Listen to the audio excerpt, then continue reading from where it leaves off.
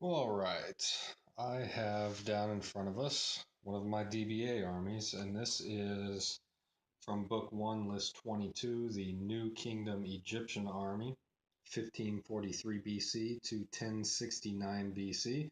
So it covers a span of the New Kingdom of Egyptians of about 500 years. This particular army is the Army List B. So there's two Army List options for 22. There's A and B.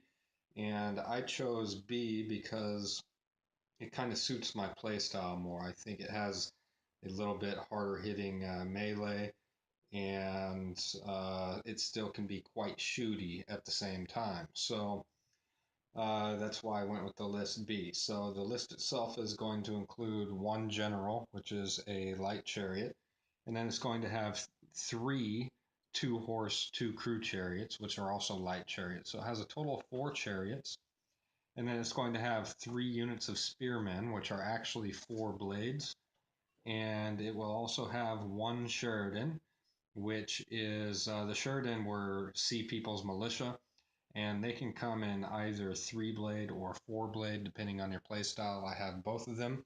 But instead of doing the Sheridan, what I chose to do instead is I chose to use Egyptian heavy infantry as my Sheridan, and I'll get to that here in a little bit. But by the way, these are all 15 millimeter Peter Pig from the Peter Pig lineup, ancient Egyptian. So besides the Sheridan, you're also going to have one unit of Libyan, and they're going to be based as three, and it's going to be a three warband regiment or unit. You're also going to be able to have one Nubian archer or Syrian, Libyan, or Bedouin javelin men, which are going to be a Siloi. And I chose to go ahead and use, since I had the extra Nubian uh, javelin men, I just, instead of Nubian archers, I made them Nubian javelin men. And so it is one Siloi unit as well. So overall, you're going to have four light chariots. You're going to have three blade units, two four bow units. I think I skipped that actually. You're going to have two archers, and those are going to be four bow.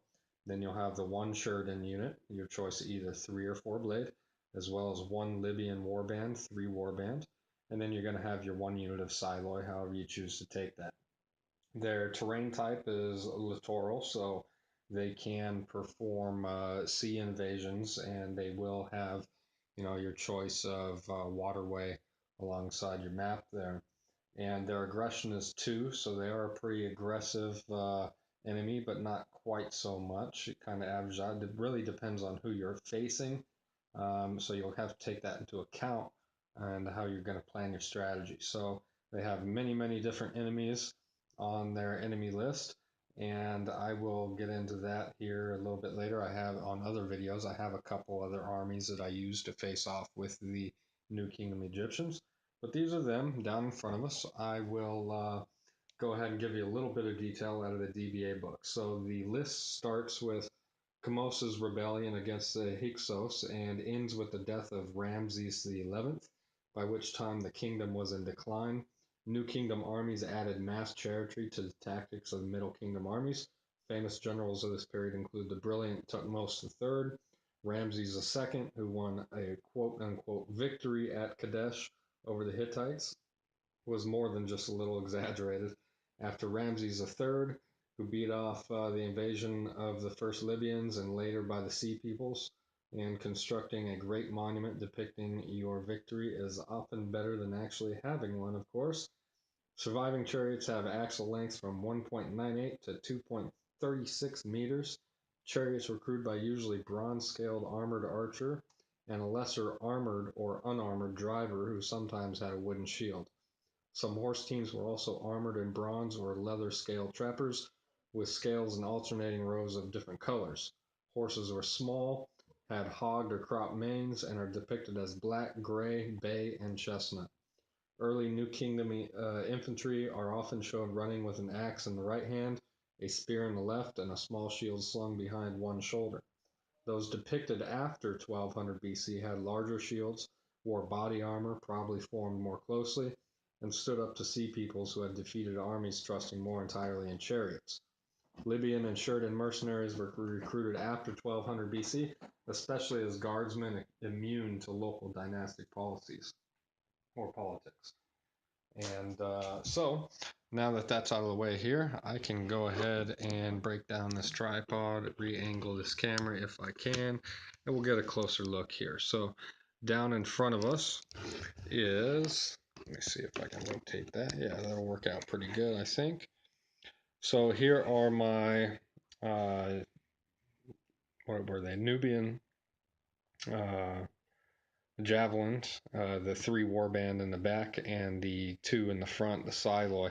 Now I was going to maybe perhaps paint their skin tone a darker shade. I don't know how well you can see it.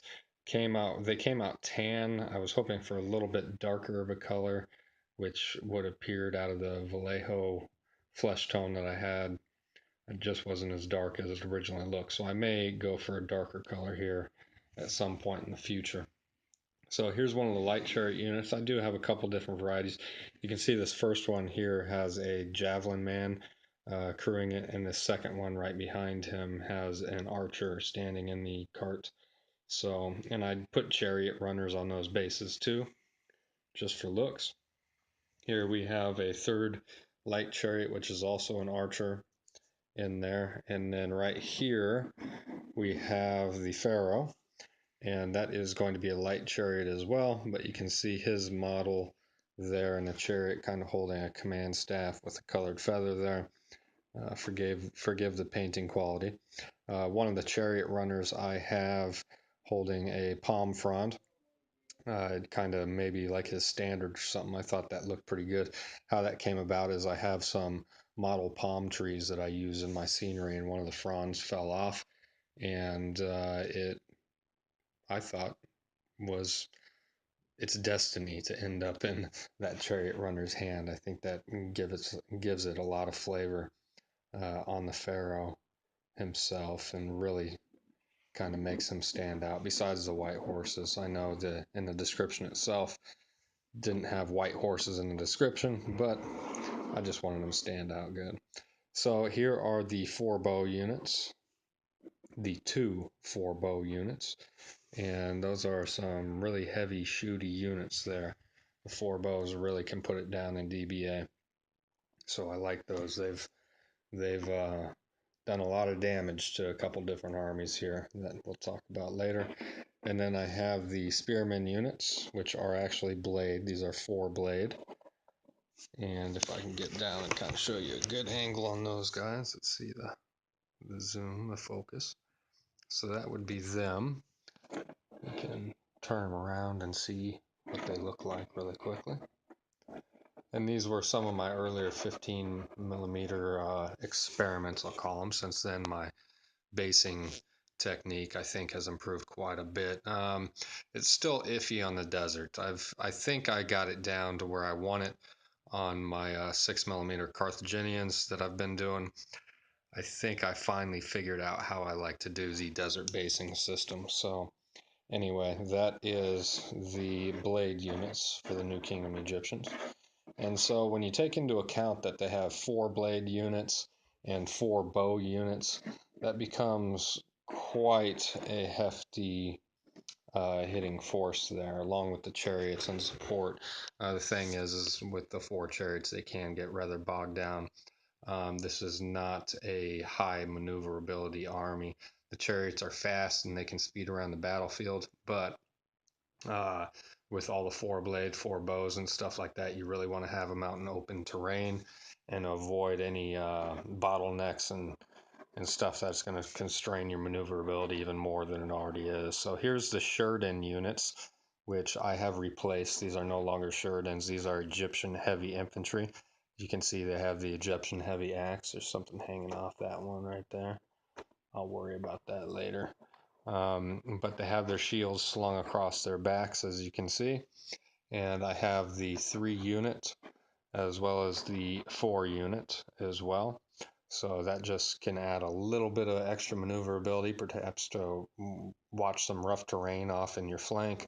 Or if you know you're going to be hitting an enemy hard and you want to make it a really focused hit or an attack, then you could go ahead and choose the 4-blade unit as well. So that will go ahead and consists of my entire New Kingdom Egyptian army. I hope you like it. Like I said, it's not the best of my work, but as of this far, I haven't seen much of my 15 millimeters come out at any sort of high quality. I'm starting to get there with my newer works, but I still got a long way to go on them. Anyway, I am going to be showing you, let's see, who do I have coming up next? I got a Sea People's Army, of course. Everybody has a Sea People's Army. And then I have actually one that I haven't really seen too much. I have a Midianite army, a camel army. So I'll show you those here coming up. I also got a couple other armies here. Some Mesoamericans, got some Incan. I got an Incan army, a Mayan army.